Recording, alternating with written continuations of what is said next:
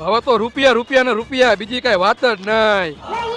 આટલા બધા રૂપિયા? ખાલી 2 લાખની જૂનામાં ગાડી લીધી અને ડ્રાઇવિંગ સ્કૂલ માંથી દર મહિને 1,20,000 રૂપિયા કમાવું. કઈ રીતે? એક જણાને ગાડી શીખવાના હું 4,000 રૂપિયા લઉં છું. એવા દરરોજના મારી પાસે 10 જણા આવે છે, એને હું 10 દી ગાડી શીખડાવું અને મહિનામાં મારી પાસે 30 જણા આવે એવા શીખવા વાળા. તો થયા ને 1,20,000. મારું કઈ ગોઠવી દે ને આમાં. તું તો ભણેલો ગણેલો હો, તું તો નોકરી કરસ, એમાં નથી થતું ભેગું. દર મહિને 20,000 રૂપિયા આવે, એમાં શું ભેગું થાય? તો આવતા મહિને આવી હજી કોઈ જૂની ગાડી લેવાનો હોય તું આંકવા માંડજે, 60,000 રૂપિયા તું રાખજે અને 60 મને આપજે અને 10,000 રૂપિયા ગેસ ના થાય તો તારી પાસે 50,000 તો વધશે. વાહ ભાઈ, તો હું રૂપિયા વાળો થઈ જઈશ. તારા જેવા બીજા 3 જણા ગોતજે અને એને કહેજે તમે 3 જણા ગોતો. એ બધા માટે આપણે જૂની ગાડી લઈને ડ્રાઇવિંગ સ્કૂલનો મોટો બિઝનેસ ચાલુ કરી નાખશું અને હું કરોડપતિ બની જઈશ. હું શું બનીશ? તું મારી હારવાર લાખોપતિ બની જઈશ. મારે બસ એક છોકરીનો પતિ બનવું છે. તમારા જીવનના કારણે આપણો દેશ વાહે રહી ગયો છે. માની લે તું રૂપિયા વાળો થઈ જઈશ તો તું એકનો નહીં કેટલી બધી છોકરીનો પતિ બની જઈશ.